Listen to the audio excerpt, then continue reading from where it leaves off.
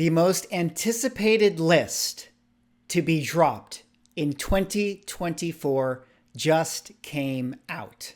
And no, I am not referring to a list that involves an island. I, of course, am talking about the CGC Impacted Books list. Ladies and gentlemen, welcome back to another video with Swaggle. Big news coming out of CCG and CGC Comics. The official list for impacted books coming out of this quote-unquote Reholder scam scandal, Reholder gate situation was just released by CGC. And ladies and gentlemen, they say that it is approximately 350 comic books. And while yes, 350 is not a lot when you think about the 85 million collectibles that this company has actually graded, but when we start to look at some of the books together, folks, this could very easily be in the $1 million range of fraud and scams that have occurred. So in this video, I'm going to go through the Instagram post that they just put out. It's a little bit easier to read than the article I previously had up. We'll go through this and then we'll talk about some of the books that have been called out in this list and what you guys can do about it. So coming off of Instagram, CGC posted, the Certified Collectibles Group, which includes CGC, has released updated information related to the incident involving an individual tampering with CGC comic holders. Based on current information, we believe that approximately 350 comic books are affected. A list of impacted books has now been posted on cgccomics.com website at the link below, which I had pulled up for you guys. If you purchase one of the comic books included in this list, you can submit it to CGC Comics for review. Instructions to submit an eligible book for review are at the following link, which again, I will put a link to the article in the description. If your book is determined to be correctly graded, it will be reholdered with a new certification number and returned to you at no charge. If your book is determined to be incorrectly graded, our support team will contact you. You may be asked to submit certain additional documentation as part of the review process. The list of impacted comic books will be periodically updated as books are submitted for review. Our goal is to remove all impacted certification numbers from the market and ensure that anyone who purchased one of these books is appropriately compensated for losses arising from any failures in our service. The post then goes on to re-say some of the other talking points that they had made from their previous update when they initially announced the scam altogether. But here is the article in full detail. Again, they have instructions for submitting books that you guys might have eligible. I'm just going to put a link in the description here of this article. If you're somebody out there who has a book that you think might be on this list, or you want to check this list, or you end up with a book that is in fact on this list, you guys can go to this article, follow the steps right here, and potentially submit their book. Now, here is the 350 comic book list. Folks, my pointer finger is getting worn out just scrolling through all of these titles right here. Man, oh man, that is a lot of comic books. They said that it was in the few hundreds, in the last time that they did their update. We didn't actually know what that meant. I mean, a few hundreds could have been 200, a few hundred could have been, 900.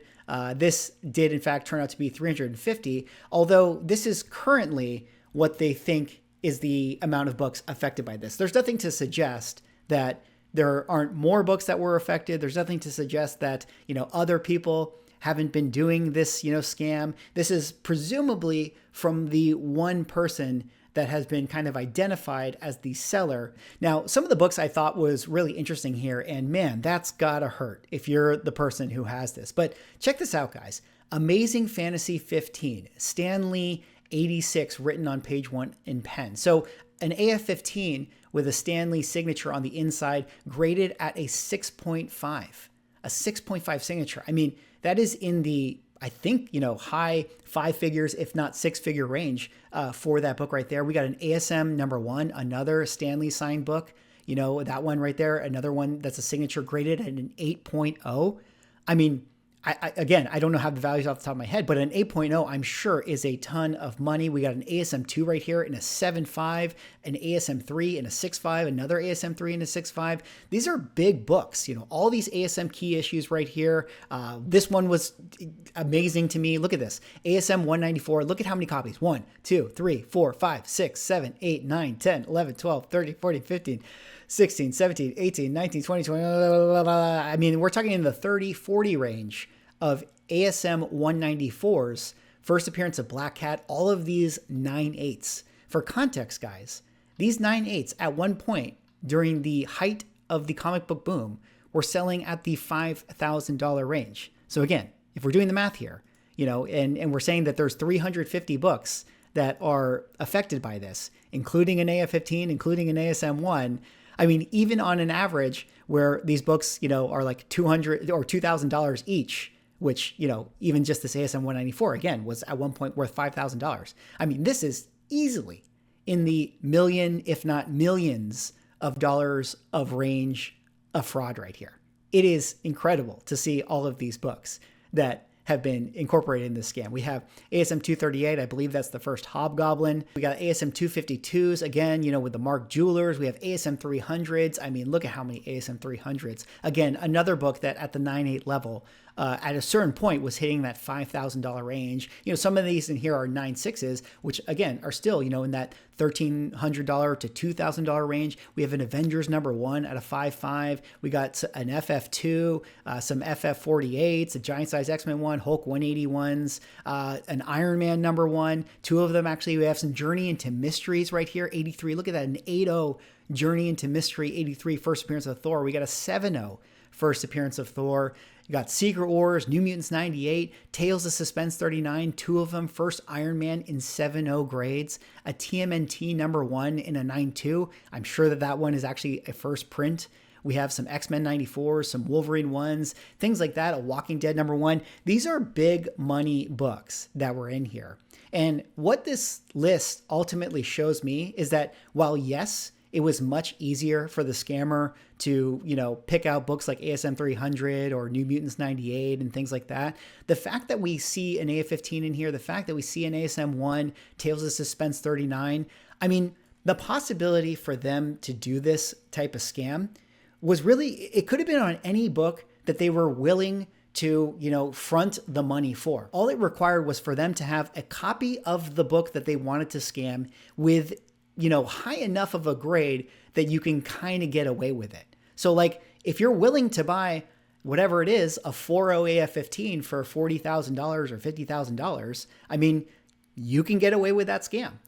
I'm sure that there are situations where if this person wanted to, I mean, they probably could have gotten away with certain Golden Age books. I think that there was nothing to necessarily stop them from doing this scam if they wanted to front the money for it. And of course, supply-wise, it's easier to get your hands on an ASM 194 or 300, in a 9.6 condition in order to, do the 9.8 swap. It's like how many AF-15s are within the range that you want to get them on eBay right now where you can just make a purchase right away. I mean, maybe there's a few of them out there, but, again, it was really like, did they just have access to the book, to the collectible, and that was going to allow them to do this scam. That is ultimately what I find so interesting and fascinating about this scam, is that really, the technique that they were doing and getting away with, could have been done on most any book right here. It was just, did they have access to that inventory? Now, I do have to give CGC a little bit of credit here. I am very impressed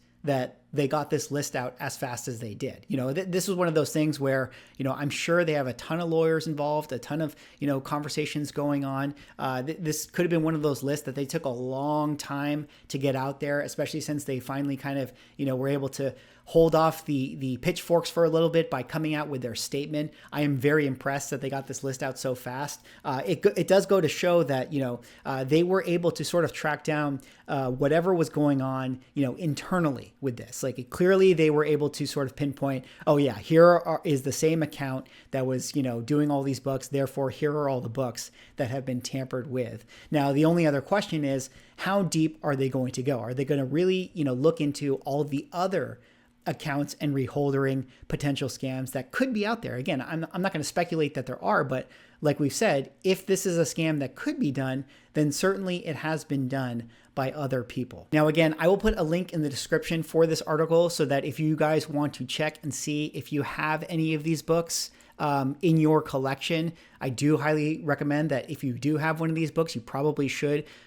report it to CGC. Before I wrap up the video and this quick little update here, I did kind of want to, go a little bit to Pepe Sylvia Town with you guys and just sort of hear what you have to say in the comments. One thing that kind of crossed my mind with this is that this has now become kind of an interesting list out there in the community. If you're somebody out there who has a Uncanny X-Men 266 in a 9.8, which, it's an expensive book, but maybe what it sells for right now, I don't know, $600 or something like that. I mean, you could send yours in and get, compensated the $200 you're owed, or you could hang on to your X-Men 266 with this certain number that is kind of living in infamy at this point.